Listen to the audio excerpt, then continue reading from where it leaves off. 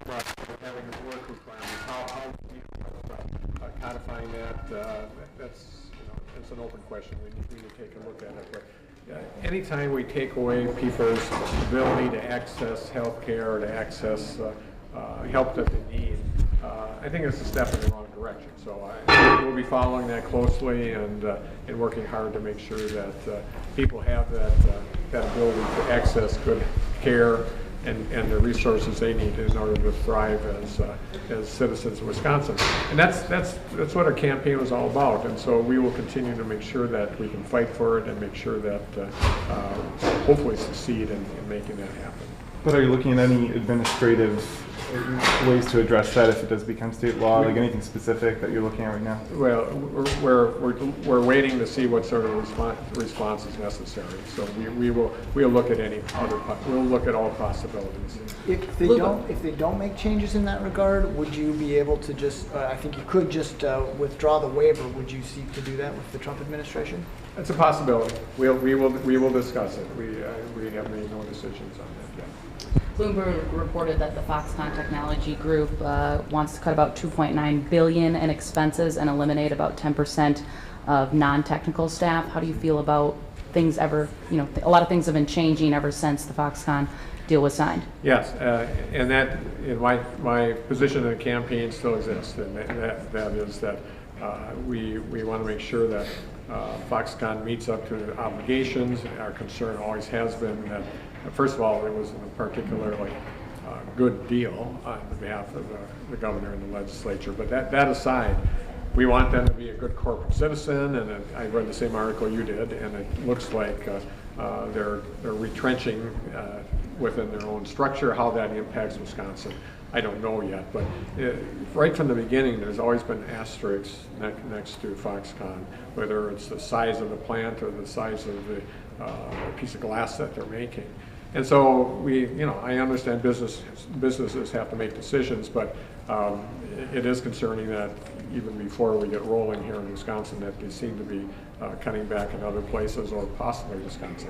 I don't know that, frankly, but it's something we're going to monitor. Absolutely. You'll get to appoint your successor as superintendent. Would you consider putting Luther Olson or any other sitting lawmaker into that job? I haven't obviously decided that. My goal is to get to December 7th or January 7th, and at that time I won't be state superintendent anymore. We're looking at all options. I will. It's very likely that I will appoint somebody. I don't see an overwhelming need to have a special election, but we're looking at all options. There's options internally and externally, but under no circumstances have I made any decision on that. Is Luther somebody to think about? There's all sorts of people I think.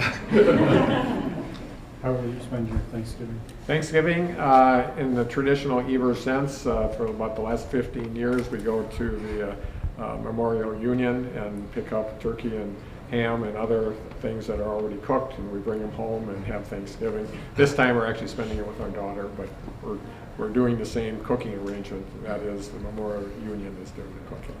Will you consider appointing any other Republicans to your cabinet or retaining Walker appointees in their positions? Yeah, anything is open, absolutely. And that goes back to not only me, but what I've said in the campaign. It's important that we have leaders in the administration that, frankly, know what they're doing and have content expert in that area, are good leaders, and are diverse, and making sure that they reflect the diversity of the state of Wisconsin. I think that's critical. That's what transition is so important for me, is getting the right people in the right place.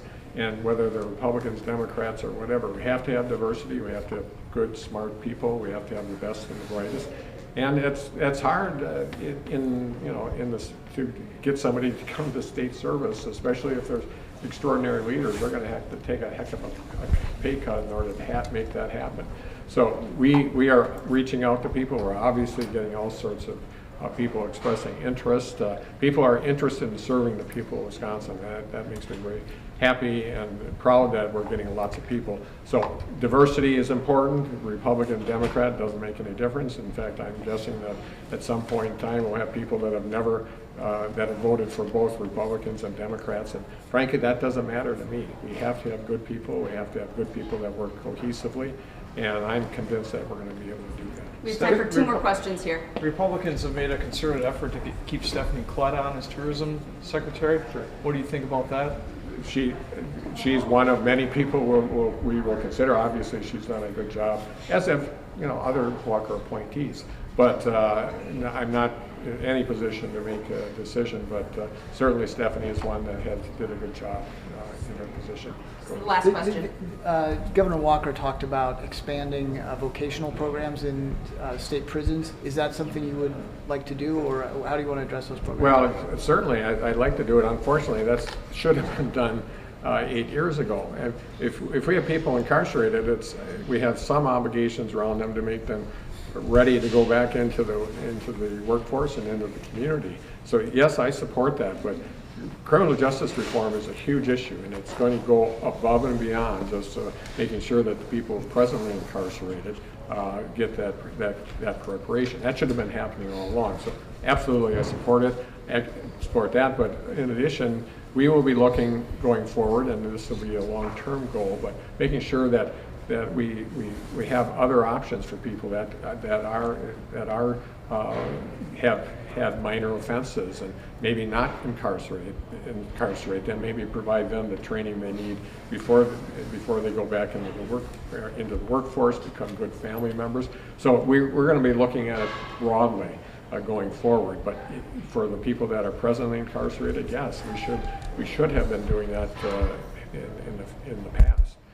I'm looking forward to actually at some point in time having the opportunity to meet with former Governor Thompson. I know he has some good ideas around that, but that's going to be a top priority. I don't know if it's going to be resolved in this budget, but going forward, we'll have committees. We'll be looking at making sure that we do the best we can for the people of Wisconsin when it comes to criminal justice reform. Still Thanks, planning guys. to That's go all to the time Lincoln we have Hills your today. first week? Yes. Thank you. Thanks, everybody. Have a good Thanksgiving. Thank you, you too.